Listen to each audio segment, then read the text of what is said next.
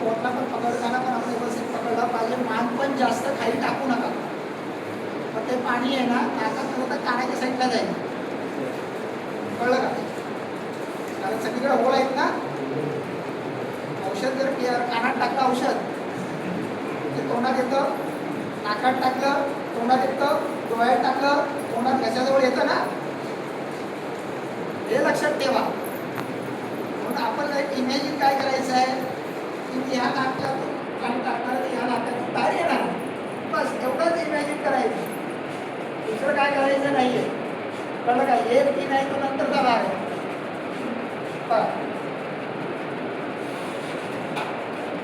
दोन्ही पायामध्ये डिस्टन्स ठेवलं आणि तोंड फक्त उघडं ठेवायचं. तोंडाने श्वास प्रश्वास चालू राहील.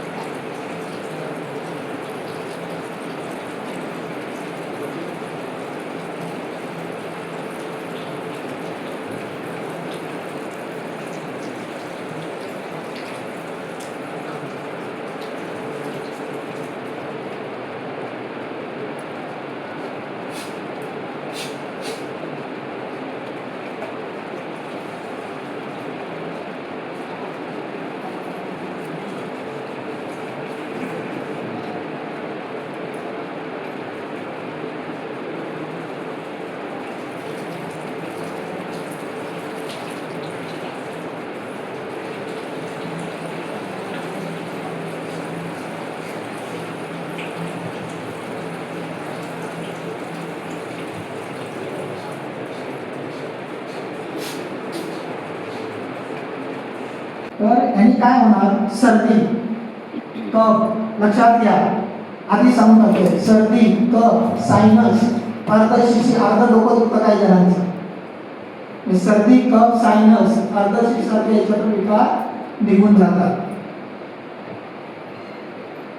इथे लक्षात. जसं कपालमध्ये आपण केली की नाही, कपालमध्ये काय होतं? सर्दी, कफ, क्षय, श्वास लागणे, छातीची धडधड तिकडून निघून गेली होती. आता याच्यामध्ये क्षयमध्ये काय?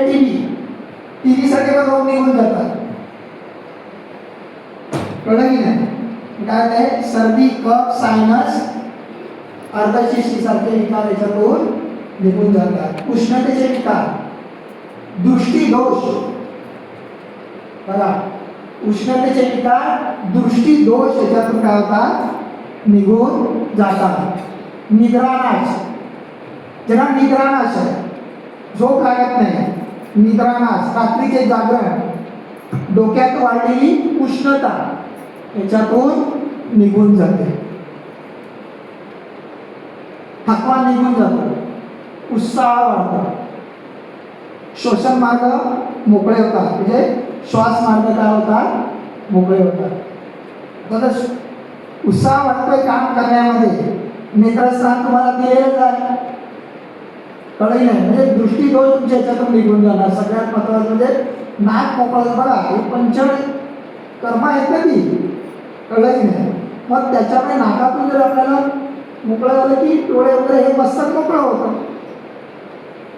कळलं नाही? पण सुरुवातीला थोडंसं आपण जेव्हा करतो की नाही त्यावेळेस काय करायचं आहे? कोमट पाणी करायचं. ते कोमट पाणी केलेलं आहे त्याच्यात आपण आता हे आंघोळीला जेव्हा जातो की नाही, आंघोळीला त्यावेळेस काही जण गरम पाणी तुम्ही करता. कारण मग त्यातलं थोडंसं पाणी काढून ठेवायचं, म्हणजे काढायचं आणि तेच पाणी थोडंसं मीठ टाकायचं. मीठ हे काय आहे? जंतुनाशक आहे. मीठ हे काय आहे? जंतुनाशक. नाकामध्ये जर आपले जंतू गेलेले असतील तर ते त्याचे काय करताना मारलं जातं. कळलं? कोरोनामध्ये तर याचा बराच उपयोग केला होता. कळलं? मोठमोठे डॉक्टर जे आमच्या कुटीमध्ये जे डॉक्टर होते ते आता लता मंगेशकर हॉस्पिटल आहे गोव्याला. गोव्यामधला एकही हॉस्पिटलमधला एकही पेशंट जो होता, एकही पेशंट, त्याच्यानंतर सिस्टर, त्याच्यानंतर डॉक्टर, कर्मचारी, एकावेळी कोरोना झाला नव्हता तिथे. कारण ते डॉक्टर स्वतः करून घेत होते सगळ्याकडून. म्हणजे विचार करा किती त्याचा इफेक्ट आहे.